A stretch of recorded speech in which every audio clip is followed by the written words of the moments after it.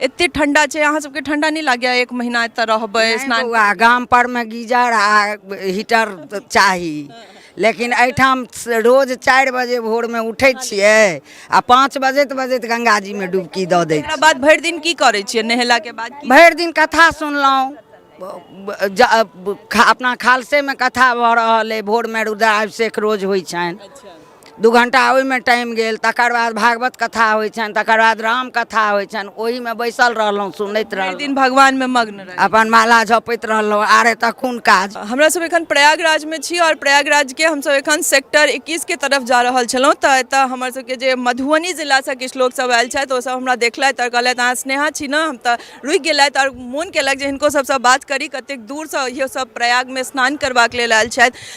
कतऽ से आयल छियै चाची? हम मधुबनी से छी, प्रॉपर कोन गाँव? आर के कॉलेज लग हमर मने नैहर में डेरा? हाँ, डेरा भेल, ओना नैहर हमर धगजरिए और सासुर में घोल, भवानीपुर में घोल भेल। एलियै कहिया? एलिए हमर माँ छथि, माँ 11 तारीख के आबि गेलथि, ई मास कऽ रहल छथि, ई कल्पवास लेल आयल छथि। एक मास 1.5 मास रहती, ई फरवरी 25 के जेती एतऽसँ, और हमहूँ दुनू आदमी एलहुँ हैं, 18 तक छी, 11 के 18 तक हमहूँ छी। केहन एतुका व्यवस्था या फिर की अहाँ सबके एतऽ सुविधा भेट रहल छै? व्यवस्था के की कहू, और एतुका अनुभूति जे छै से तऽ अतुलनीय छै, अनुपम छै, एकर तऽ किछु कहि नहि सकै छी। किछु छै देख, बहुत किछु छै एतऽ। अहाँ एहि क्षेत्र में एलाक बाद तऽ बुझाइ नहि छै जे एगो दोसर जेना अलौकिक दुनिया के भेटै छै।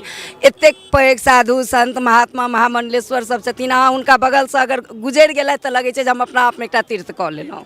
और ई संगम क्षेत्र छै तऽ बहुत ही अपना आप में, अपना देश के तक के पूछा विदेश तक से लोक सब आयल छथि एतऽ, जे सब अनुभूति भऽ रहल है, बहुत नीक लागि रहल है।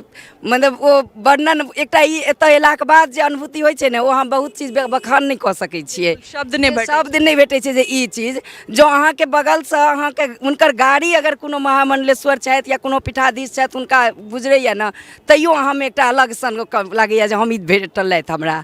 और के देखना है अपना में, ओकरा बाद अहाँ संगम स्नान कऽ रहल छी, एतऽ के माटि में अहाँ रहि रहल छी, किछु अहाँके एतऽ समय बिता रहल छी, बहुत नीक अनुभूति छै। ई सोचियो जे एहन ठंड में जे गाँव में अगर घर में छी ना तऽ 9-10 बजे तक केओ बाहर नहीं निकलै छी, रजाई में से नहीं निकलै छी, बड जाड़ छै।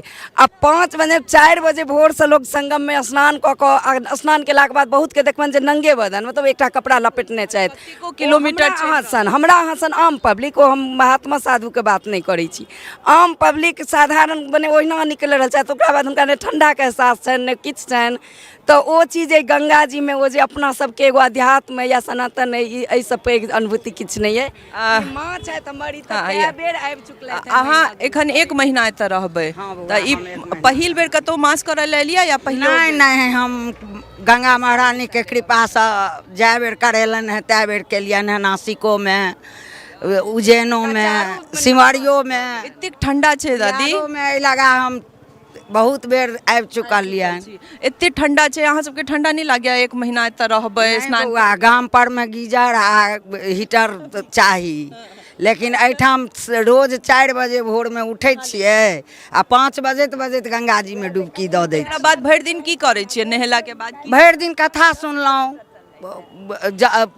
अपना खालसे में कथा भऽ रहल अइ, भोर में रुद्राभिषेक रोज होइ छनि, 2 घंटा ओहिमे टाइम गेल, तकर बाद भागवत कथा होइ छनि, तकर बाद राम कथा होइ छनि, ओही में बैसल रहलहुँ, सुनैत रहलहुँ, दिन भगवान में मग्न रहे, अपन माला जपैत रहलहुँ। आर एतऽ कोन काज? अच्छा, कोन खालसा में छी अहाँ? हम छी अयोध्या कैंप में, बड़ी स्थान अयोध्या कैंप।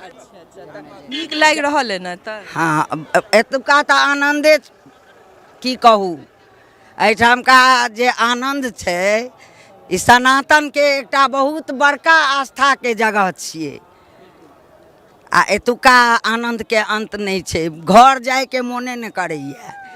हमहूँ सब अहीं सब एहने लोग के खोज रहल छी जे अपन मिथिला से जे लोग सब आयल छथि, हुनको सबके जगह जगह जाकर खोजी और अपने लोगन तक पहुँचाबी, जे देखियो अपन सबके जगह से कतेक लोग आयल छथि और कतेक नीक लागि रहल छनि। 1 महीना ई दादी रहती और मास करथिन एतऽ, ई अपना आप में बड़ पैघ बात छै। ठंडा एतेक छै जे बता नहीं सकै छी। बनल रहू मिथिला मिरर के संग और एहने सन वीडियो लऽ कऽ अपने लोगन के सोझा आबैत रहब। टफकॉन XT 600 HCR TMT रीवा। पहले भी बोला था, अगर घर को बनाना है एक्स्ट्रा टफ, तो आप भी दिखा सकते हैं अपनी हीरोपंती टफकॉन XT के साथ।